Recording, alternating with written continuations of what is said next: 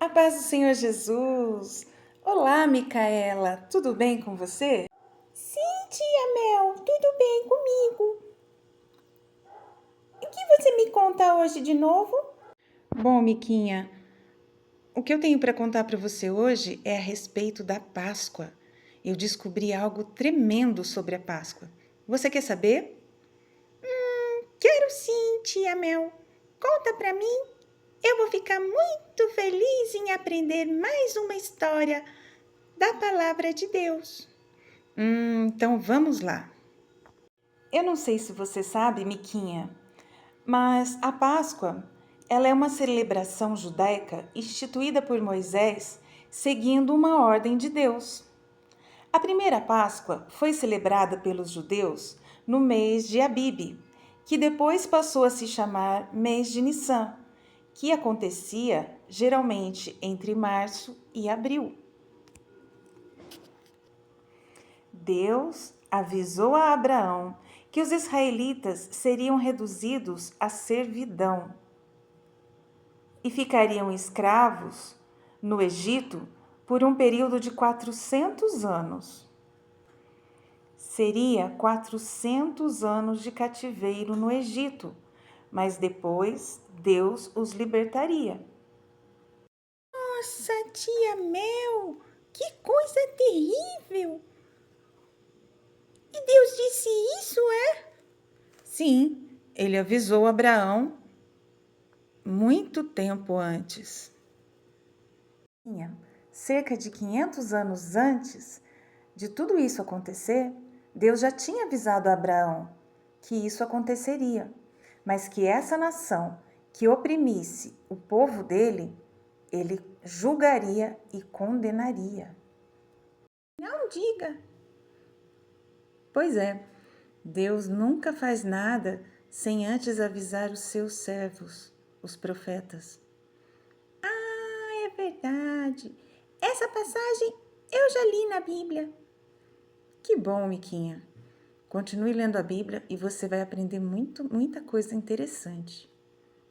Bom, Miquinha, e aconteceu que José foi vendido por seus irmãos. E você já sabe essa história, né, Miquinha? Aquela história de José, você se lembra, o sonhador? Pois é, ele foi vendido por seus irmãos para os ismaelitas que iam passando quando ele foi jogado naquela cisterna. E aí foi levado para o Egito. E aí nós já sabemos a história, né, Miquinha? Aconteceu todo aquele rebuliço até que José foi honrado e virou governador do Egito. Então vieram os anos de muita fome sobre a face da terra e o povo de Israel correu diante do governador do Egito para pedir alimento, pois eles estavam com medo, passando muita fome. Mas quem que estava reinando lá, governando o Egito? O irmão deles, José, aquele que Deus havia prometido que um dia governaria e ajudaria os seus irmãos. Aquele que Deus prometeu que os seus irmãos se curvariam diante dele. Então a promessa de Deus acontece na vida de José. E José então assume o compromisso de alimentar o seu povo, perdoando assim os seus irmãos. Nossa, forte isso, hein? É a história de José que você já sabe, né? Sim, eu me lembro. E aí, conta mais. Então, Miquinha, e conforme você já sabe e já conhece a história, José ajudou todo o povo de Israel e seus irmãos. Mas aconteceu que essa geração acabou, todos faleceram. E então se levantou um novo faraó, desta vez um faraó perverso e muito mau. Sabe o que ele fez, Miquinha?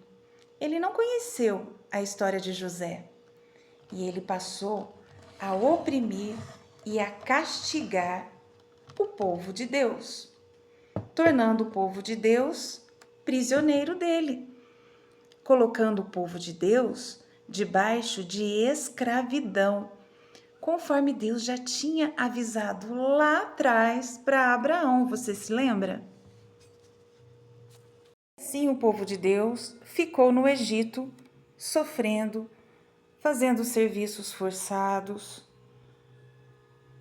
cuidando de uma terra que não era a terra deles, prisioneiros, cativos e oprimidos debaixo do jugo de Faraó. Então, Deus levanta agora um novo Salvador. Então, Deus levanta agora Moisés. É aquele, Miquinha, aquele do cestinho que foi solto no rio, conforme a história da Bíblia diz que a princesa estava lá se banhando, o pai dela tinha mandado matar todos os bebês que nascessem, principalmente os meninos, porque ele tinha medo que o Salvador da humanidade viesse ao mundo. Então, Joquebede, com a sua sabedoria, coloca um pequeno Moisés num cestinho e solta ele bem no horário que a princesa se banhava. E aí a história você também já sabe, né? Moisés é criado dentro do palácio pela princesa, amamentado pela sua própria mãe Joquebede, através da sabedoria de Miriam, sua irmã, e ali ele cresce. Cresce e quando ele resolve voltar para o seu povo, ele se torna o grande líder Moisés, que agora vai ser usado por Deus para libertar o seu povo do cativeiro do Egito. Então, Miquinha, todo esse processo de libertação do povo do cativeiro do Egito para a liberdade se deve através das 10 pragas que Deus enviou ao Egito. A partir da última praga, que seria a morte de todos os filhos primogênitos, tanto animais como humanos. Todos que tinham um filho mais velho iria perder os seus filhos, porque o anjo da morte estaria passando em todos os lares naquela terra, naquela nação. Então, para proteger o seu povo desta última praga, Deus dá ordem para que o povo matasse um cordeiro e aspergisse o sangue nos umbrais da porta. Aspergir sangue? Umbrais da porta? O que é umbrais da porta? Eu não sei o que é isso, não. Ah, Miquinha, eu já vou explicar. Então, conforme a ordem de Deus, cada sacerdote deveria matar um cordeiro e aspergir, ou seja, passar o sangue nos umbrais da porta e nas patentes das portas, ungindo assim os lares, aleluia, para que o anjo da morte, passando, não matasse o primogênito daquela família. E assim ficavam as casas de todos os israelitas, de todos os judeus que temiam ao Senhor. Nossa, tia Mel, haja sangue, hein? Fico imaginando quanto cordeirinho foi morto para que tudo isso acontecesse, não é mesmo? Sim, Miquinha, muitos cordeirinhos foram mortos para que houvesse a proteção sobre o povo naquela noite da matança. Inclusive, há relatos de que as águas dos rios daquela região ficaram todas avermelhadas de sangue.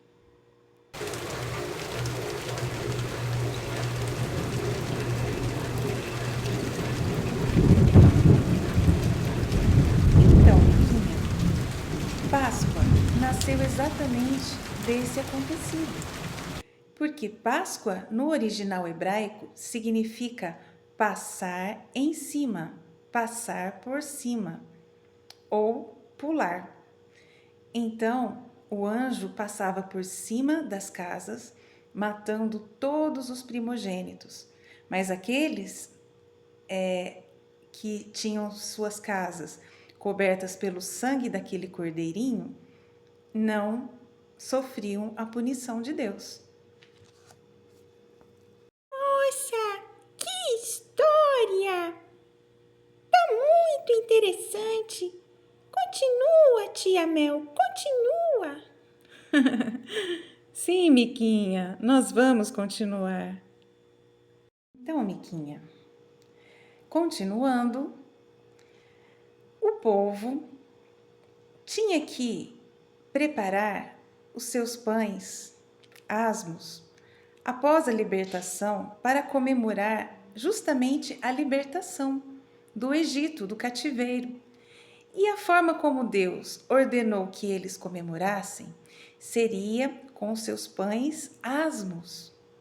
Você sabe o que são pães asmos? São pães sem fermento e ervas amargas, e também com um cordeiro assado. Assim, eles deveriam comemorar. E por que os pães eram sem fermento? Era para lembrar com quão tamanha pressa o povo precisou sair daquele lugar. Eles tinham pressa porque eles iriam sair foragidos. Eles tinham que sair correndo para evitar a perseguição e o arrependimento de Faraó, porque Faraó não queria libertar o povo. Então, o Senhor ordenou que os pães fossem sem fermento, relembrando assim a pressa com que o povo precisou sair do Egito. E as ervas amargas era para que cada vez que eles comessem, eles se lembrassem da amargura que era estar preso ali naquele lugar, ser escravizado e oprimido por aquele povo. Então, Deus fez com que eles, a partir daí, comemorassem a Páscoa dessa forma, assando um cordeiro macho de apenas 1 ano e sem defeito, e também a preparação de ervas amargas e pães asmos. João Batista apresentou a Jesus, Miquinha, e disse: Eis o Cordeiro de Deus, que tira o pecado do mundo. Também Isaías profetizou: como um cordeiro mudo, ele foi levado ao matadouro. Por isso hoje, Miquinha, nós não comemoramos mais a Páscoa com pães asmos, cordeiro assado e nem ervas amargas.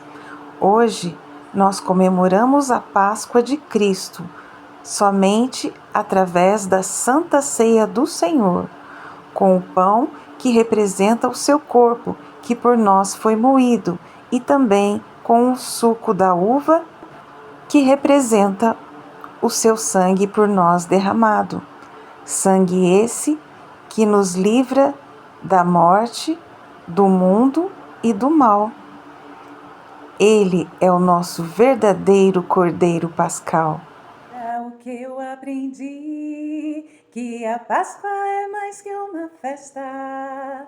Veja o que eu descobri, que a Páscoa é mais que razão para sorrir. E quem quiser celebrar, basta sua vida a Jesus entregar. E quem quiser participar, basta em Cristo acreditar. Com pão, com vinho e o coração, agradecidos a Jesus por seu sacrifício e a ressurreição. Veja o que eu aprendi, que a Páscoa é mais que uma festa. Veja o que eu descobri, que a Páscoa é mais que razão para sorrir. E quem quiser celebrar, basta sua vida a Jesus entregar. E quem quiser participar, basta em Cristo acreditar. Lembre de Cristo na cruz e no sacrifício de Jesus. Pense no que ele falou e de como devemos comemorar, com pão, com vinho e o coração, agradecidos a Jesus por seu sacrifício e a ressurreição.